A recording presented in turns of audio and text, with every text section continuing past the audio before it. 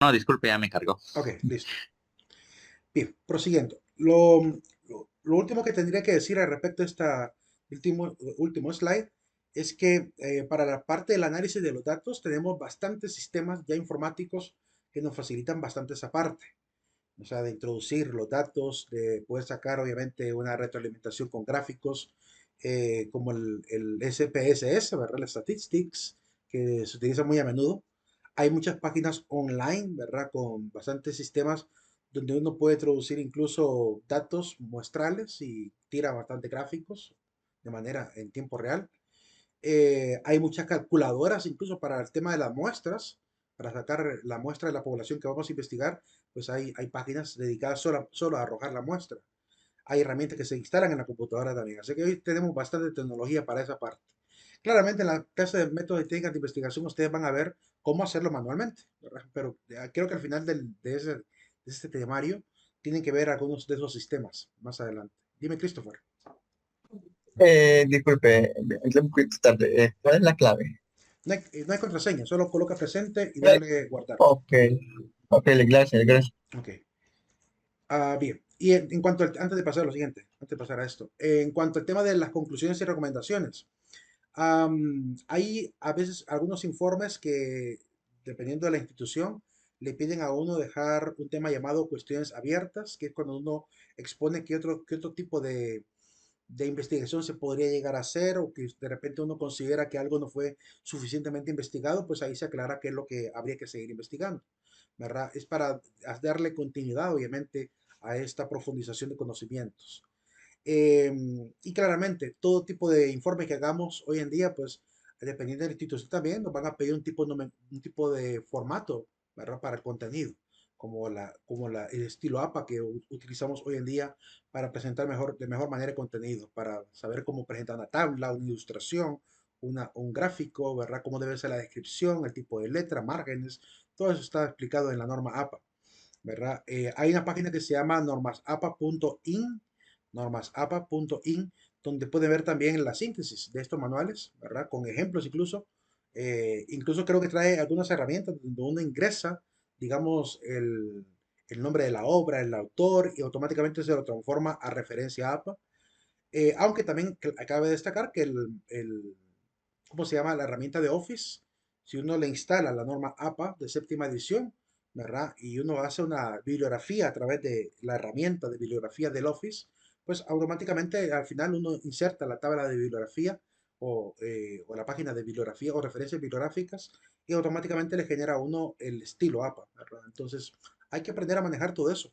Ahora mi recomendación es que como muchas de las carreras que ustedes estudian son de tipo investigativa, les van a pedir que esto lo manejen, ¿verdad? Entonces vayan empapándose, hay muchos tutoriales al respecto sobre cómo manejar correctamente el Word para hacer una bibliografía o una cita bibliográfica, cómo arreglar los márgenes, cómo arreglar las sangrías, toda esa parte, y empapándose un poquito de la parte tecnológica porque lo van a utilizar. Se los puedo asegurar que lo van a utilizar. Tarde o temprano van a encontrar a un catedrático que sí les va a seguir al 100% manejar todo eso.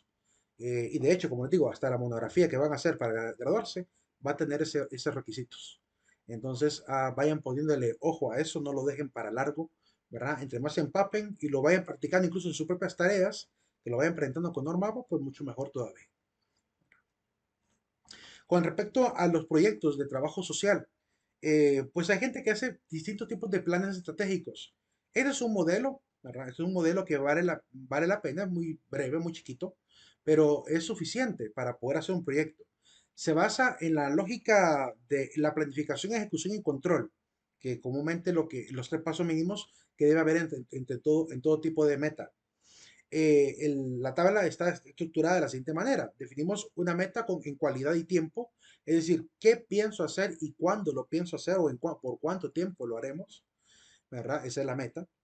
Luego vendría dividida en actividades de planificación, actividades de ejecución, actividades de control. Por cada una de las actividades debería de haber un responsable de la actividad y una fecha para esa responsabilidad. eh, Comúnmente cuando uno hace planes de grupo, planes de trabajo en grupo, uno pone todos los miembros y eso no es lo recomendable. Lo recomendable es que si somos un equipo de 5 personas trabajando por un proyecto social, pues a cada uno de los miembros se le delegue, ¿verdad? Una responsabilidad y aparezca el nombre de cada uno, ¿verdad? Ahí determinado. Tampoco es que solo al coordinador del equipo se le debe dejar encargado. Para trabajar correctamente en sociedad tenemos que ser muy protagonistas todos, ¿verdad? En cualquier proyecto social, problemática social que abordemos, tenemos que participar todos, con nombre cada uno, eh, para que no, después la actividad no se caiga. Porque si yo le pongo todos los miembros y si a todos nos da la gana de distraernos y de no preocuparnos por la actividad, pues la actividad no se va a hacer. Entonces, por eso es mejor colocar a un responsable con nombre para que quede el nombre de él y el honor de esa persona, ¿verdad? Comprometido a ser él el preocupado para que todos los demás le sigan en esa actividad que hay que hacer.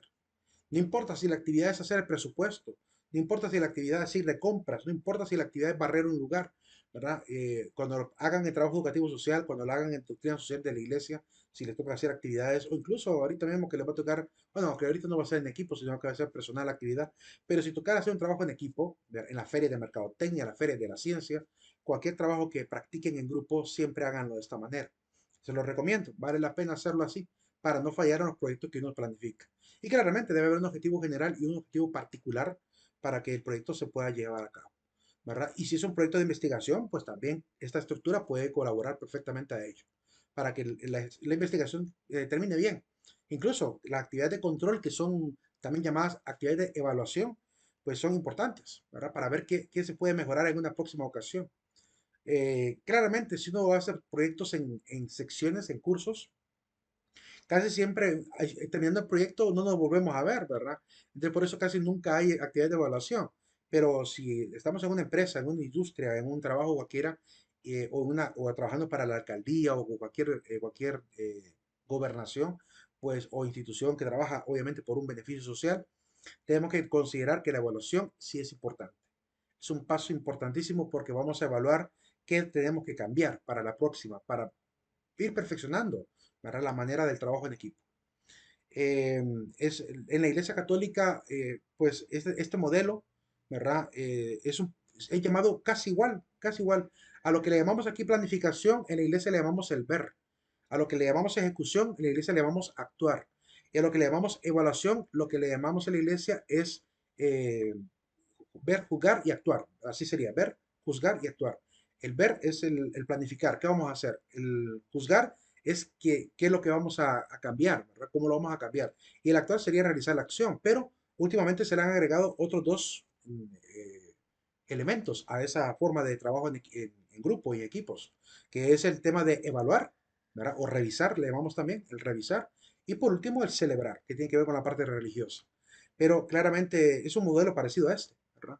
Y nos ha funcionado muy bien en la iglesia, porque nos hace trabajar en proyectos bastante importantes y grandes, ¿verdad? Con ese mismo modelo de 5 pasos. Aquí son tres, solo son 3 pasitos, pero son más que suficientes.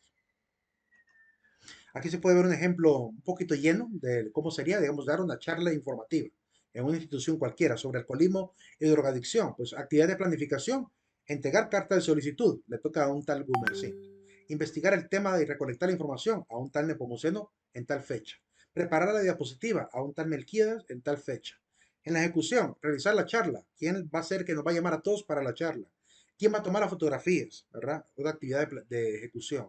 Control. ¿Quién va a redactar el informe de lo que hicimos, de la charla que impartimos? ¿Y quién va a ir a entregar ese informe? ¿Verdad?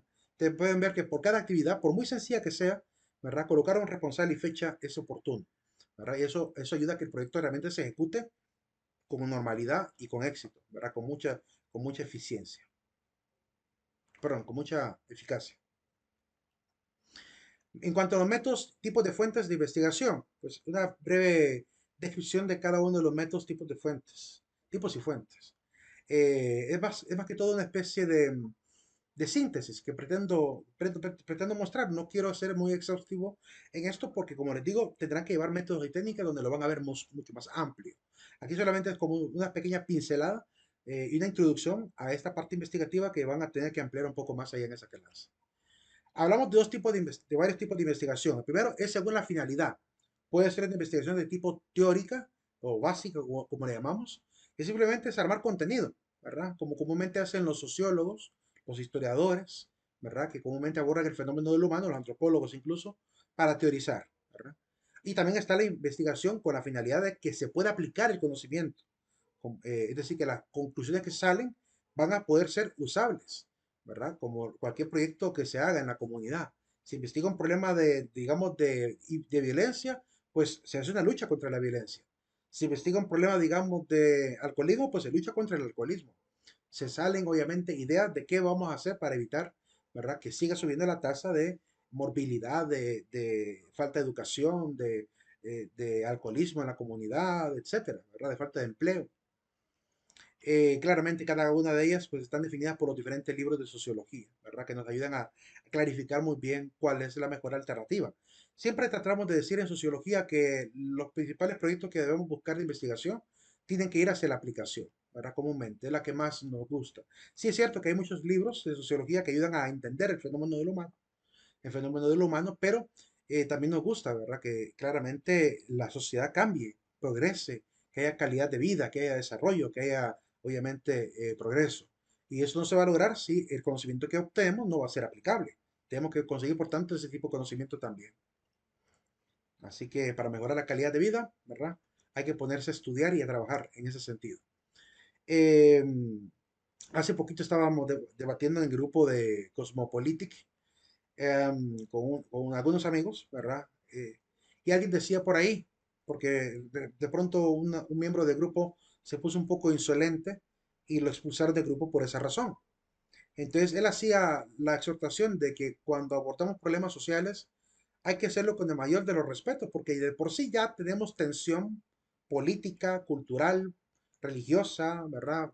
Hay fanatismo de ideologías, entonces de por sí ya estamos tensos, ¿verdad? Y que de pronto alguien por querer tener la verdad y participe de este proceso, diríamos, de promoción de la investigación, de la compartir datos a través de estos grupos de reflexión, ¿verdad?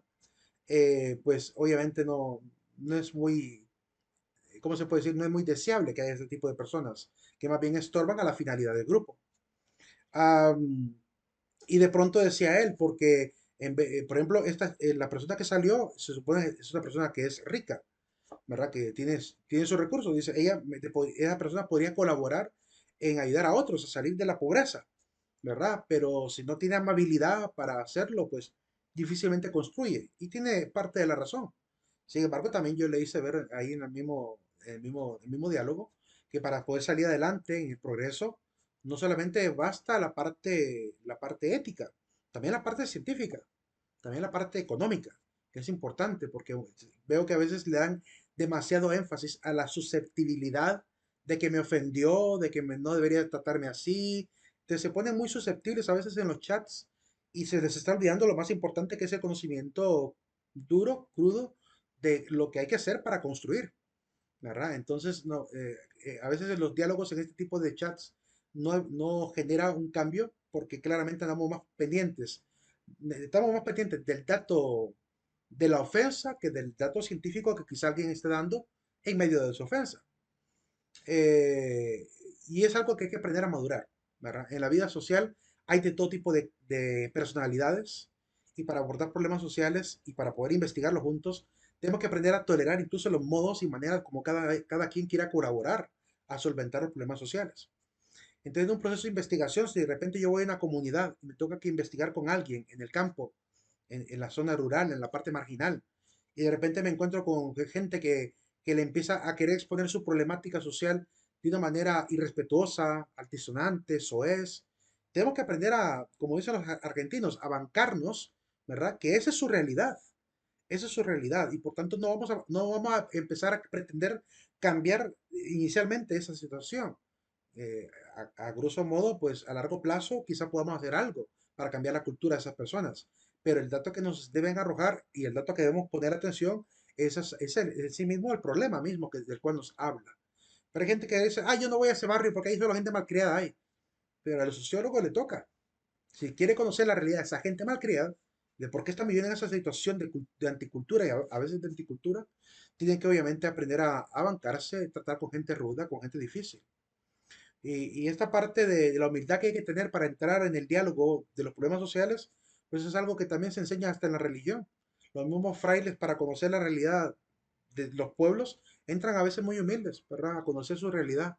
se mezclan con la gente para poder obviamente entenderles el problema que están teniendo.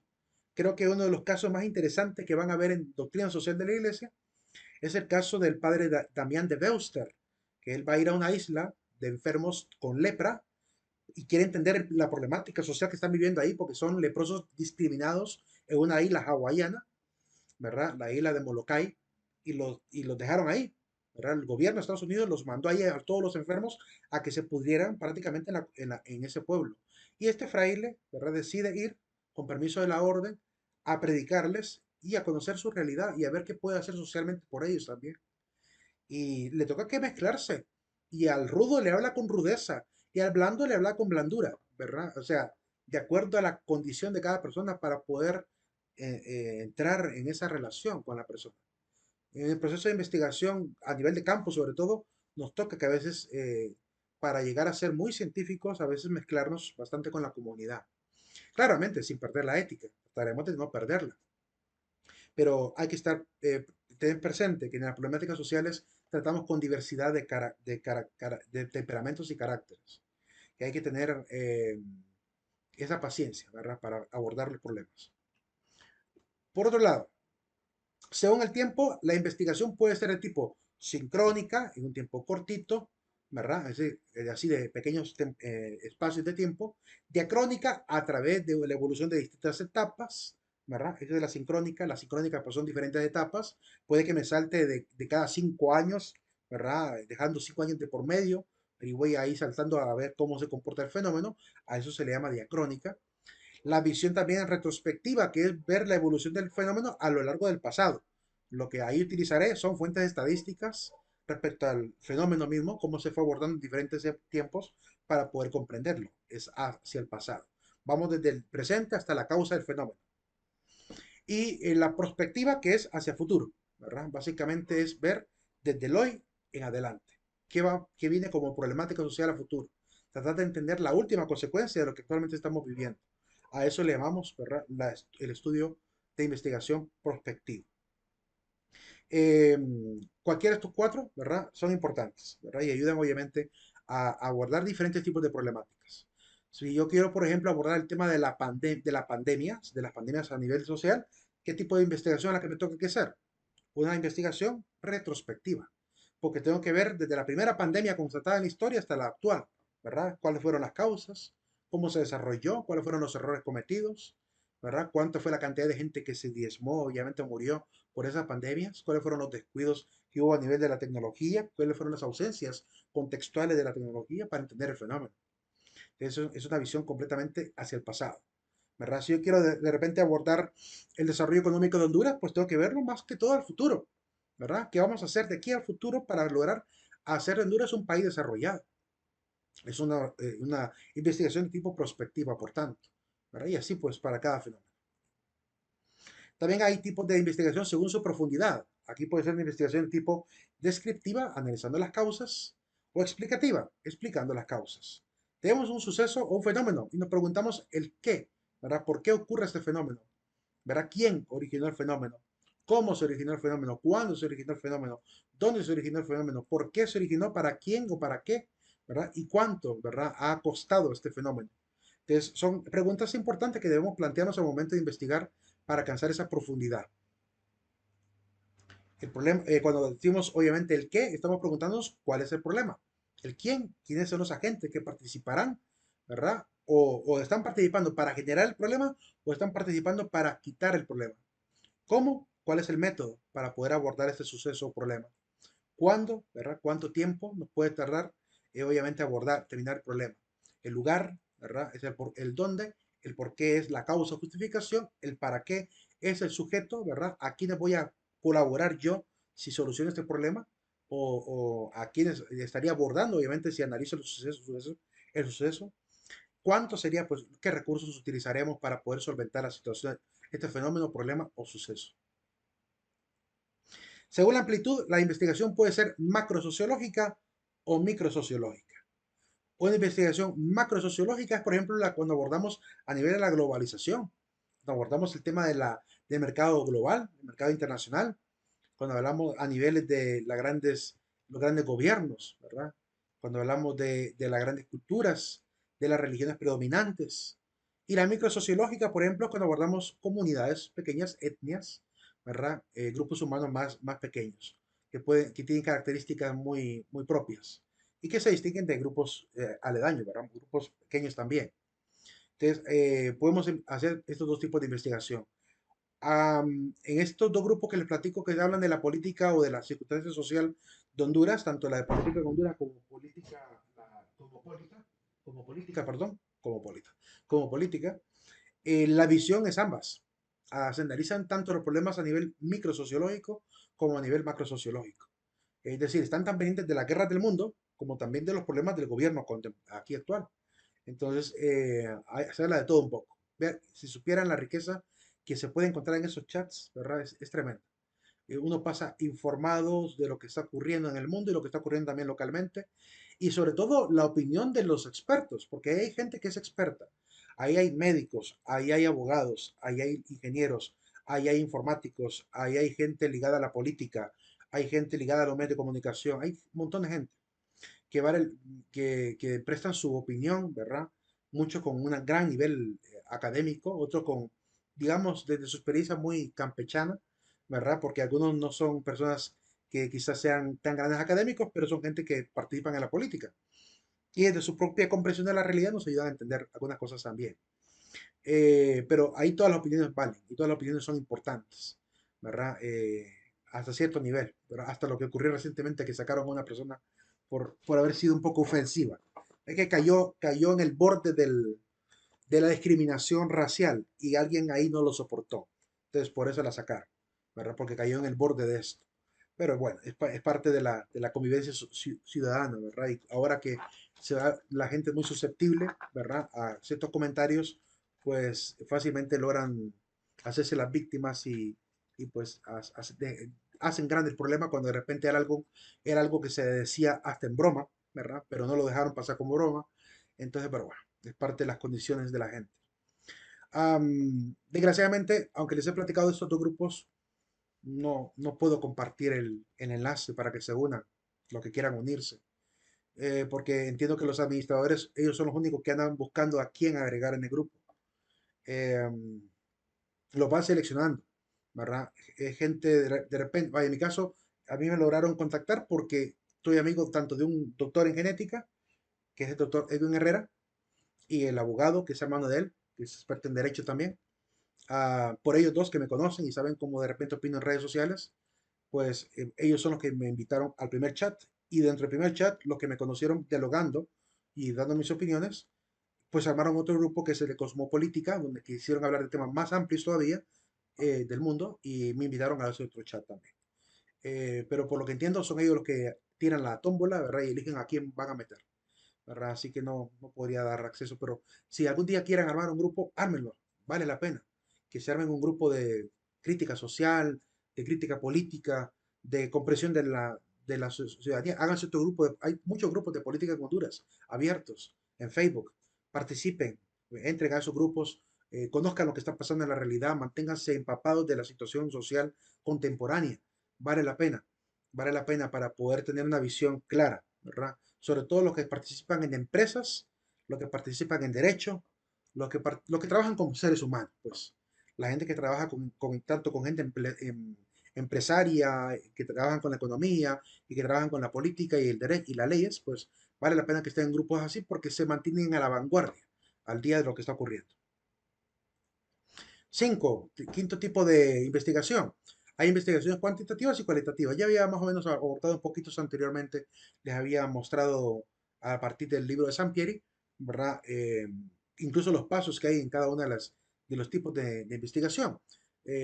Igual, solo le leí así de carrerita, porque solo para que vieran que hay diferentes pasos dependiendo de la profundidad de cada tipo, ya que cada una es rigurosa a su manera. La cuantitativa obviamente hace uso de datos, ¿verdad? Datos numéricos, estadísticos, probabilísticos, que permiten obviamente dibujar, ¿verdad? Esbozar cómo es que ocurren los fenómenos o el grado de importancia o valor social que tienen. Mientras que en el lado cualitativo lo que hacemos es caracterizar, lo que hacemos es describir, ¿verdad? A un grupo, sector, fenómeno, plaza, ¿verdad? Conglomerado eh, tratando de estratificar, tratando de mostrar los diferentes niveles, ¿verdad? De cultura, de economía, de clase social, de situación, estatus laboral, ¿verdad? Estatus a nivel incluso religioso, ¿verdad? Toda esa parte se aborda de forma descriptiva. ¿Para qué? Para extraer evidentemente las ideas, extraer también las doctrinas, extraer también aquellos conocimientos que son importantes y que pueden colaborar a entender realmente hacia dónde va la sociedad. Tenemos también investigaciones según sus fuentes. Hay gente que prefiere hacer investigación solamente de los libros, o hay gente que prefiere mejor ir a la base, a conocimiento, diríamos, primario, es decir, participar como alguien observador, ¿verdad? Como presencial del fenómeno. Entonces, si quiero abordar, digamos, la realidad de un pueblo indígena, pues me voy a ir a vivir un tiempo con el pueblo indígena, como hicieron los primeros antropólogos, que se fueron a vivir con las etnias, para entenderlas. Porque podemos entender mucho a través de las redes sociales, a través de Internet, a través de las bibliografías que ya existen de diferentes arqueólogos, antropólogos e historiadores, pero no es lo mismo que estar viviendo con la gente, donde podemos ver el día a día, donde podemos ver su sufrimiento, su dolor, su angustia, ¿verdad? Que eso ayuda a entender aún más esa realidad humana que está siendo afectada. Así que ese tipo de investigación es de fuente primaria. Las que comúnmente parten de estudios, obras literarias, censos, tratados, encuestas, entrevistas, experimentación, observación, ¿verdad? Y paneles. Estos son los tipos de, diríamos, de actividades o de métodos que se pueden utilizar dentro de la investigación primaria, ¿verdad? Basada en fuentes. Pero también tenemos la investigación, permítame, está oculto aquí, permítame. Vamos a ver, se me quedó pegado esta cosa aquí. Ahí. Y la segunda es de tipo secundaria, que ya podrían serlo a partir de los libros, ¿verdad? Evidentemente.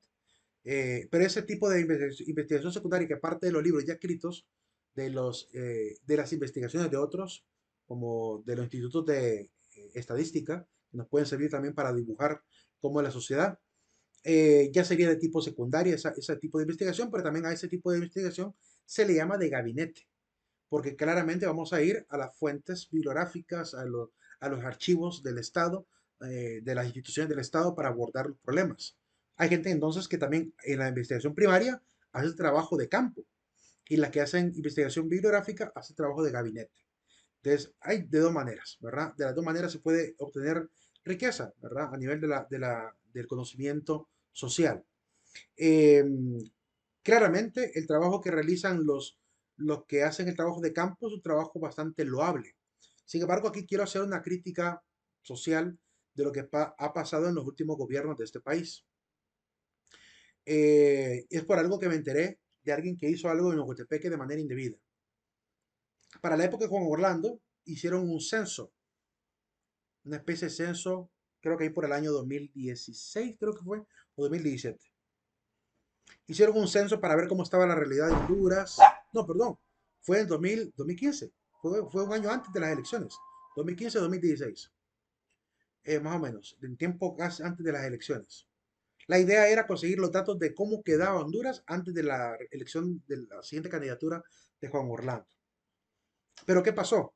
Eh, por lo menos solo me consta dos casos. El que yo conozco personalmente de alguien que conozco de Ocotepeque que hizo esto, que me contaron que hizo esto, y de un estudiante de otra universidad que me comentó que también en su lugar la gente de ahí, del partido en gobierno, hacía eso.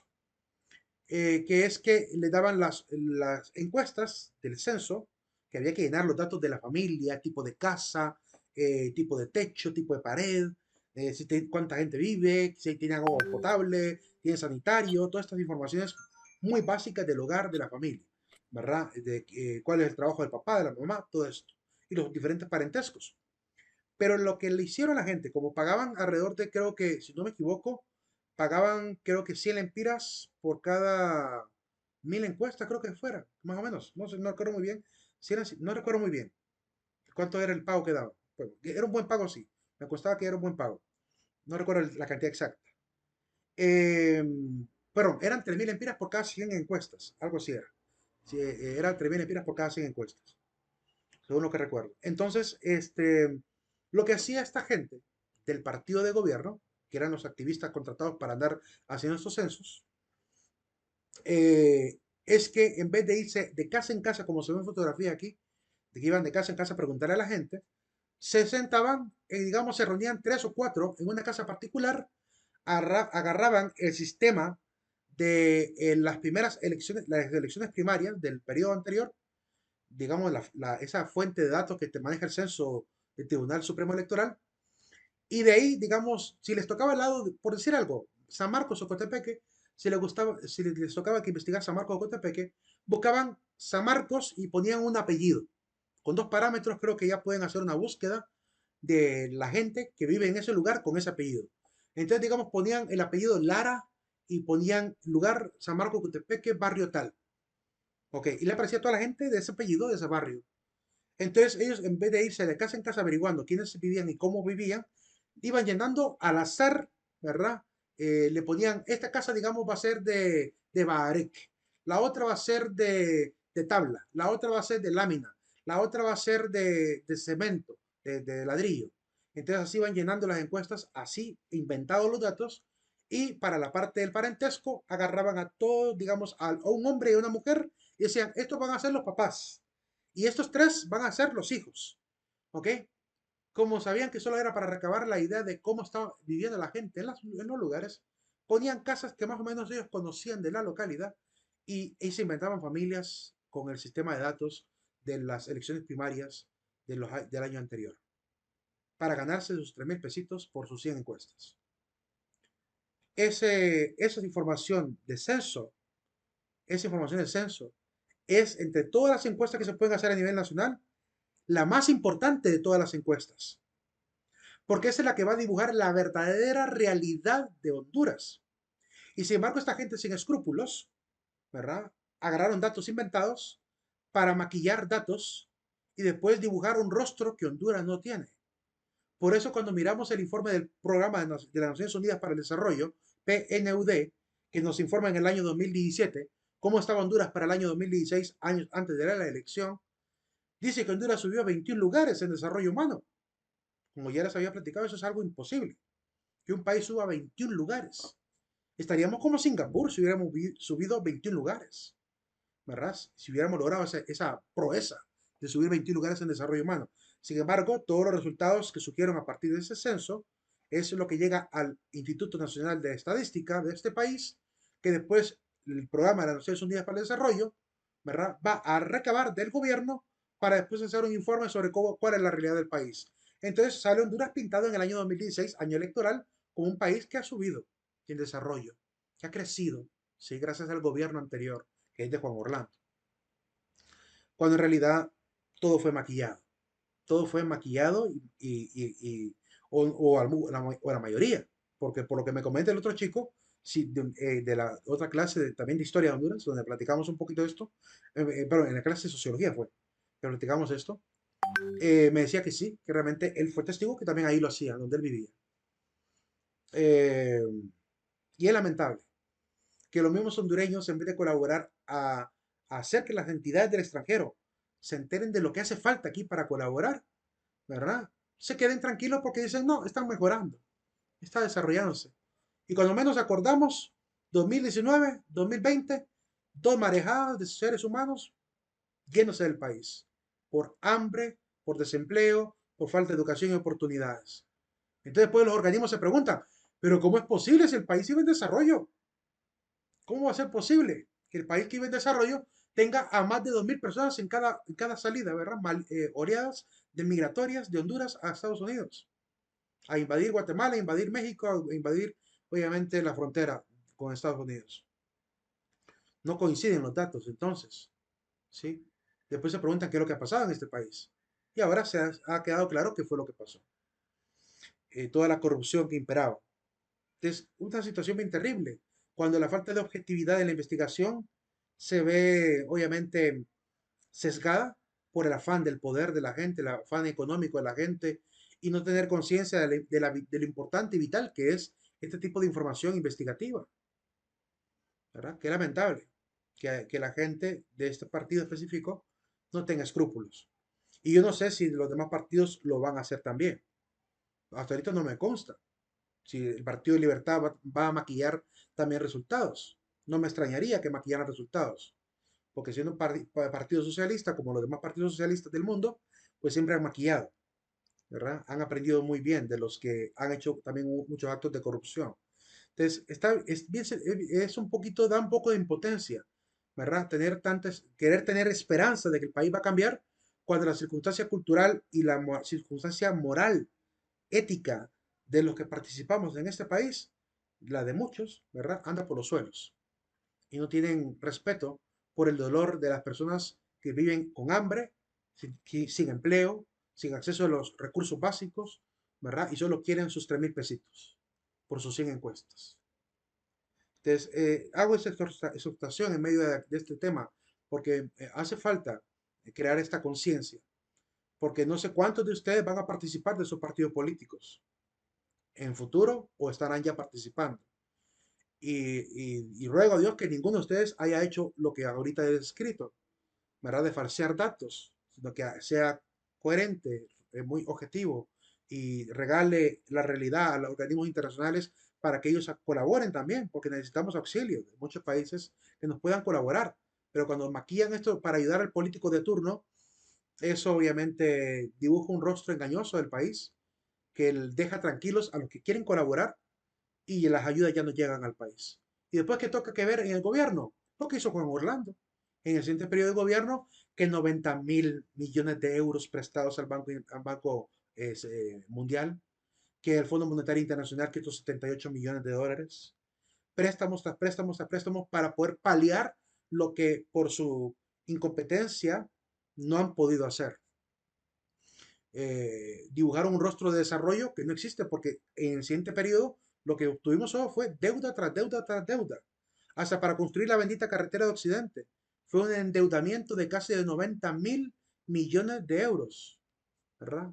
Para de préstamo que le hicieron al fondo, ¿cómo se llama? La Unión Europea. Creo que no sé si fue la Unión Europea o al Banco Europeo a que le pidieron ese préstamo en euros para poder construir la carretera de Occidente. Eh, Y esa es la particularidad de estos gobiernos, ¿verdad? Nos siguen endeudando, nos siguen metiendo en esta situación porque realmente los datos que se recaban no cuentan la realidad, ¿verdad? Después les toca andar prácticamente rogándole a Vladimir Putin, como hizo aquel diputado, ¿verdad? Que regale respiradores para los hospitales, ¿verdad? Ahí tienen el video viral de ese no sé si el ministro, qué papel juega ahorita en el gobierno, que salió en una red de TikTok, ¿verdad? Prácticamente dejando claro que hizo el ridículo, porque dice que fue a decirle en la cara a Vladimir Putin, cuando fueron ahorita a Rusia, de que regale 200, creo que respiradores, si no me equivoco. Y Vladimir Putin lo único que hizo fue reírse, ¿verdad? Dice que solo se sonrió y le dijo, eso hay que hablarlo en las mesas de trabajo, ¿verdad? O sea, prácticamente lo mandó a callar y en forma de burla, ¿verdad? Como que dice, ¿con qué derecho vienes a pedirme algo a mí? ¿Verdad? Eh, dice que quedó un poco decepcionado de la ida a Rusia. Además de que vino un poco enfermo, dice, cuenta en ese video que se hizo viral. La gente no entiende en este país que en vez de dar de pidigüeños, ¿verdad? El trabajo hay que hacerlo aquí. ¿Cómo se construye este país? Pues la investigación ha arrojado que la única manera de solventar las investigaciones de todos los países ha arrojado que la única manera de levantar el país es volviéndolo un país industrial. Es generando empleos, industrias, trabajo. No hay otra manera. La fórmula no es mágica. Hay que hacer trabajo duro para crecer económicamente. No hay otra forma. Mágicamente no sube la economía de un país. Y eso es lo que estos gobiernos, tanto populistas de derecha como populistas de izquierda, no han entendido, ¿verdad? Hay que seguir investigando y hay que ver realmente cómo convencer a la gente con estas investigaciones, con estos resultados, ¿verdad? Hay que leer las fuentes, hay que leer las estadísticas internacionales, que son un poco más sensatas. Hay que leer los índices de los organismos independientes del Estado, los extranjeros, que son los que comúnmente hacen sus propias investigaciones sin contar con el gobierno, ¿verdad? Sino que por fuera, como la CEPAL, ¿verdad? Que sacan sus propias investigaciones, sus propias encuestas, que pintan un poco mejor, ¿verdad? La realidad latinoamericana. Bien, vamos a hablar ahora antes de hablar de los fundadores de la sociología, quiero platicarles cómo está esta de lectura de número 4 del libro de la clase de temas de sociología del máster Julio Gómez, y creo que ahora es doctor, ¿verdad? Julio Gómez. Cómo él representa, o este pequeño corto que él colocó aquí sobre Guillermo Molina Chocano, que es un fragmento extracto de la obra llamada Breve Balance de las Ciencias Sociales en Honduras del año 83, y que aparece también en el libro de José María Ferrero, Sociología, Introducción a la Sociología. Quiero darle lectura, ¿verdad? Algunos detalles que aparecen acá de este desarrollo de las ciencias sociales en Honduras, para que vean cómo está el tema de tanto de la sociología, de la conciencia social y de la investigación en este país.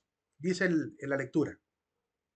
En el caso de Honduras, se pueden establecer ciertas etapas que marcan momentos importantes del desarrollo de las ciencias sociales en el país, alimentadas por una serie de influencias intelectuales y culturales a partir del periodo contemporáneo de la historia nacional, que en gran medida coincide con los grandes hitos de la evolución de la región centroamericana.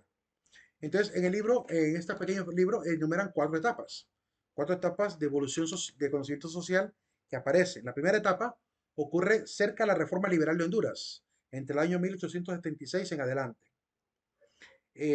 Lo que en ese momento está ocurriendo en Honduras es que el gobierno de Marco Aurelio Soto quiere modernizar al país, quiere llevarlo a ser un país capitalista, por lo cual va a dejar entrar mucho mercado extranjero, va a modernizar puertos, va a modernizar el ferrocarril, va a modernizar, se construyeron los primeros tramos del ferrocarril en ese momento, se va a hacer el telégrafo, ¿verdad? Se va a traer el correo nacional, la primera biblioteca y hemeroteca nacional, ¿verdad? Como parte de los cambios sociales que hace el gobierno liberal de Marco Aurelio Soto y también con la influencia ideológica de Ramón Rosa, que de hecho la lectura número 5 habla de Ramón Rosa, ¿verdad? Y del pequeño fragmento de discurso, lo leeremos después, cuando se abre la primera Universidad Central de Honduras. No la Universidad Autónoma, sino la anterior, antes de la Universidad Autónoma de Honduras, que es la Universidad Central de Tegucigalpa, después llamada Universidad Central de Honduras. Dice en la primera etapa, esta extiende su influencia hasta la primera etapa del siglo, ¿verdad? Siglo XX. Coincide su desarrollo con la incorporación definitiva del país al mercado mundial. Ese era el objetivo, a través de la producción minera y la actividad bananera. Después del gobierno de Marco Aurelio Soto en adelante, a partir de los gobiernos de Manuel Bonilla en adelante, vendrán gobiernos que van a dejar meter bastantes enclaves mineros y bananeros al país. Esto va a producir un gran ciclo liberal que se prolonga hasta la crisis mundial del año 1930, que estamos prácticamente en los albores de la primera recesión económica de Estados Unidos, ¿verdad? Y además el tema de la dictadura de Tiburcio Carías Andino aquí en Honduras. Bien, ahí nos vamos a quedar con esa primera etapa, leyendo la primera parte. Vamos a seguir compartiendo un poquito esta lectura muy interesante, ¿verdad? El día de mañana. Vamos al aula virtual, jóvenes, para poder firmar la asistencia de este día. No hay contraseña en la salida, así que solamente coloquen presente. Pasen feliz noche y cualquier duda, pues mañana la respondo, ¿verdad? Recuerden que siempre que haya alguna pregunta, duda o comentario, pueden abrir micrófono y preguntar, con toda confianza. Que pase feliz noche a todos. Feliz noche, ingeniero. Feliz, Perdón, Lili. Feliz noche. feliz noche.